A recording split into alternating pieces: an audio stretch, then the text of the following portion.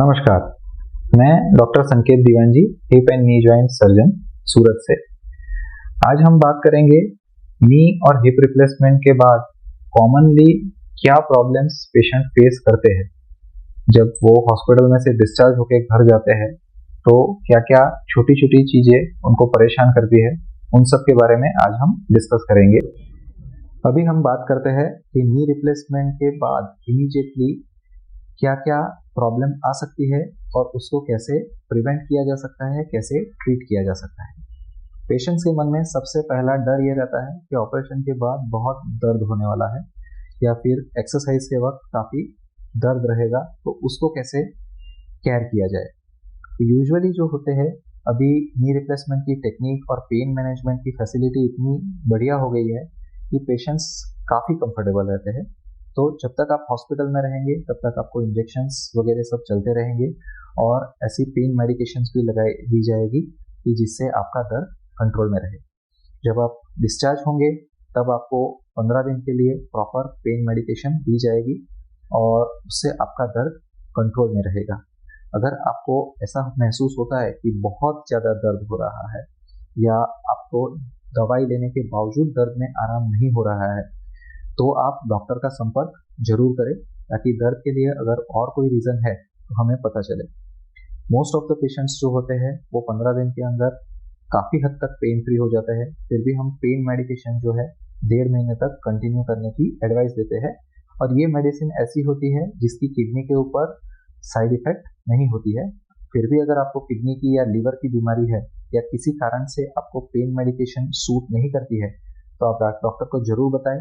इस परिस्थिति में हमारे पास अल्टरनेटिव टेक्निक है, जैसे कि पेन मेडिकेशन के पैचेस है। वो पैच आप यहाँ चेस्ट के ऊपर अप्लाई करेंगे तो उसमें से आपकी दर्द की दवाई धीरे धीरे रिलीज होगी और आपको दर्द कंफर्टेबल रहेगा।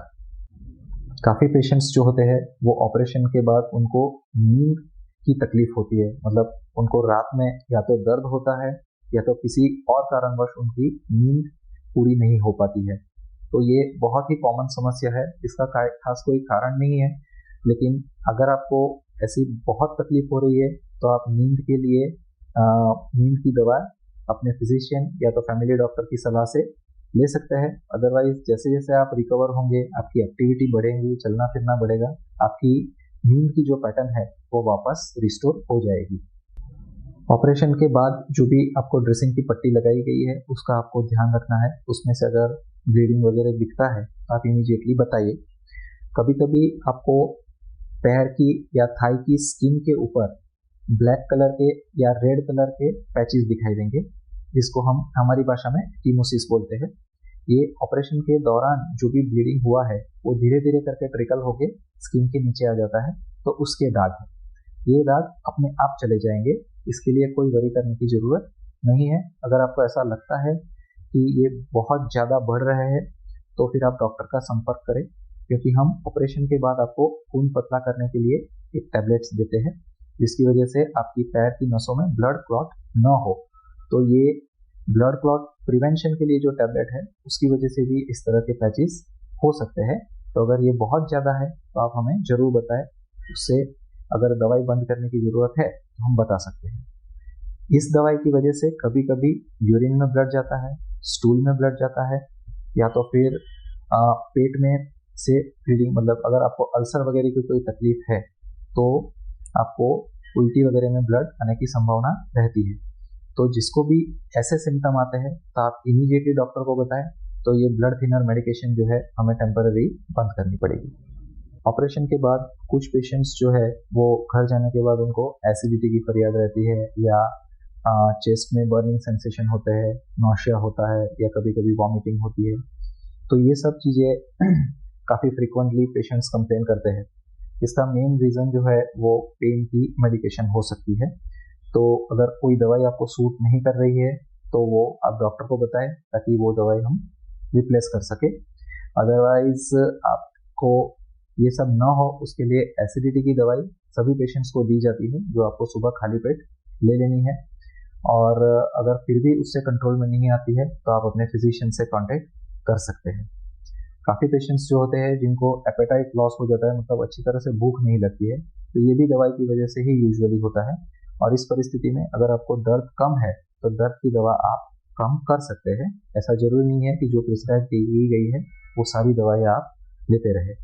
और यूजुअली जैसे आपकी एक्टिविटी बढ़ेगी और आपका पेन कम होगा तो आपको भूख लगने लगेगी और आपका डाइट पैटर्न वापस रिस्टोर हो जाएगा। पेशेंट्स पूछते हैं कि क्या खाना चाहिए और क्या नहीं खाना चाहिए, तो यूजुअली जो आपको सूट करता है वैसा आप डाइट लीजिए। इसमें मैंने जैसे बताया कि दवाई वगैरह की वजह से थोड़ा डाइजेशन डिस्टर्ब रहेगा, तो हैवी खुराक न ले और न्यूट्रिशियस खुराक ले जिसमें प्रोटीन है, फाइबर्स है, क्योंकि काफ़ी पेशेंट्स जो होते हैं वो कॉन्स्टिपेशन की भी कंप्लेन करते हैं। तो यूजुअली हम लैक्सेटिव देते हैं ताकि आपको कॉन्स्टिपेशन ना हो, लेकिन फिर भी अगर आपको कॉन्स्टिपेशन की टेंडेंसी है तो आप लिक्विड्स ज़्यादा लीजिए और हाई फाइबर डाइट लीजिए ताकि आपका पेट साफ रहे। अगर आपको डायबिटीज़ या ऐसी कोई बीमारी है तो जो भी उसके लिए परहेज आपको करना है वो आपको कंटिन्यू करना है ताकि आपको शुगर का लेवल कंट्रोल में रहे और इन्फेक्शन का रिस्क कम हो। घर जाने के बाद आपको पैर में थोड़ी सी स्वेलिंग महसूस होगी, पैर के पंजे के ऊपर या तो लेग के ऊपर वो थोड़ा सा स्वेलिंग आएगा। आप चलेंगे, खड़ा रहेंगे तो स्वेलिंग बढ़ेगा भी। तो मैं ये रेकमेंड करता हूँ कि जब भी आप रेस्ट कर रहे हैं तब आप पैर को ऊंचा रखें, सामने टेबल के ऊपर सपोर्टेड रखें, पैर को लटका हुआ ना रखें तो स्वेलिंग कम हो जाएगी।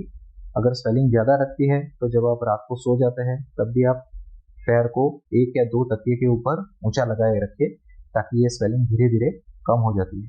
अगर आपको ऐसा लगता है कि बहुत ही ज़्यादा स्वेलिंग आती है या पूरा पैर फूल जाता है तो आप इमीडिएटली डॉक्टर से संपर्क करें, क्योंकि इस परिस्थिति में पैर की नसों के अंदर क्लॉट होने की संभावना रहती है। अगर ऐसा होता है तो पैर की सोनोग्राफी करके हमें पता चल जाएगा और उसके लिए प्रॉपर ट्रीटमेंट हम कर सकेंगे।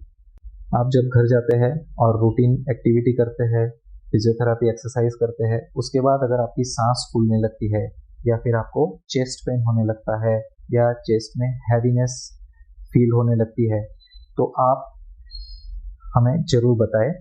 और आपके पास पल्स ऑक्सीमीटर जो ऑक्सीजन का सैचुरेशन नापने का साधन है वो अपने घर में जरूर रखें ताकि आप फ्रीक्वेंटली वो पल्स ऑक्सीमीटर से अपना ऑक्सीजन सैचुरेशन चेक कर सके। क्योंकि कभी कभी ऐसा होता है कि लंग्स के अंदर ब्लड क्लॉट पहुंच जाते हैं और ब्रीथिंग में डिफिकल्टी पैदा कर सकते हैं, या कुछ पेशेंट्स को कभी कभी हार्ट अटैक की जैसे सिम्टम्स भी आने लगते हैं। तो इस परिस्थिति में ऐसी कंप्लेंट को आप बिल्कुल भी इग्नोर ना करें, इमीडिएटली आप हॉस्पिटल का या डॉक्टर का संपर्क करें। घर जाने के बाद अगर आपको फीवर आता है तो आप जरूर डॉक्टर को बताएं, क्योंकि ऑपरेशन के बाद 2-3 दिन के बाद फीवर आना नॉर्मल नहीं है।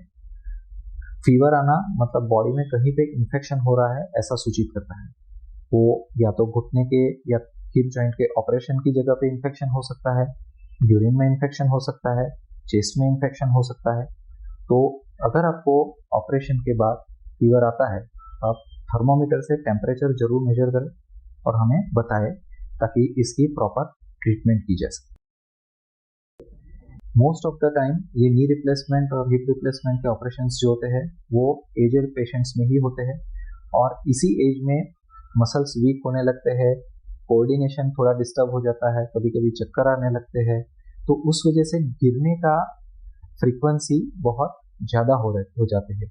तो गिरने की वजह से जरूरी नहीं है कि आपको जहाँ पे ऑपरेशन हुआ है वहाँ पे इंजरी हो, लेकिन और कहीं पे भी इंजरी हो सकती है। तो इस बात का जरूर ध्यान रखें कि आपके घर में लाइटिंग प्रॉपर हो, फिसल जाए ऐसी फर्श न हो। खास करके बाथरूम जब भी आप यूज़ करें तो इंश्योर करें कि बाथरूम ड्राई है और उसके बाद भी बाथरूम में बैठने उठने के लिए आप रेलिंग वगैरह फिट करवा दीजिए। खास करके पेशेंट्स जो होते हैं वो नींद में से उठ के जब वॉशरूम जाते हैं उसके बाद गिर जाते हैं, कभी ब्लड प्रेशर कम हो जाता है, कभी नींद की दवाई ली है तो चक्कर आ जाते हैं। तो इस बात का ध्यान रखें। अगर आप कमजोरी महसूस कर रहे हैं, आपको ऐसी फॉल की हिस्ट्री है, तो आप साथ में किसी व्यक्ति को जरूर रखें ताकि वो आपको सहारा दे और रात को प्रॉपर लाइटिंग रखे ताकि अंधेरे में गिरने का डर ना हो। अगर आपको ज़रूरत लगती है और बैलेंस के इश्यूज है तो आप चलने के लिए वॉकिंग स्टिक यूज़ कर सकते हैं, उसके लिए शर्म महसूस न करे। वॉकिंग स्टिक से आपके गिरने का डर कम हो जाएगा। तो दोस्तों, ये सब कॉमन चीजें हैं जिसका नी या हिप रिप्लेसमेंट के बाद आपको ध्यान रखना है ताकि आपकी रिकवरी स्मूथ हो। आपको कभी भी कोई भी समस्या है तो आप क्लिनिक के ऊपर नंबर पर फोन करके इमीडिएटली हमारा संपर्क कर सकते हैं, या फिर आपके यहाँ पे जो भी फिजियोथेरापिस्ट विजिट पे आते हैं आप उनसे बता सकते हैं, तो वो हमसे कम्युनिकेट कर लेंगे। आपको कुछ भी एबनॉर्मल फीलिंग आती है तो आप तुरंत हमें बताएं ताकि उसका ट्रीटमेंट किया जा सके। Thank you.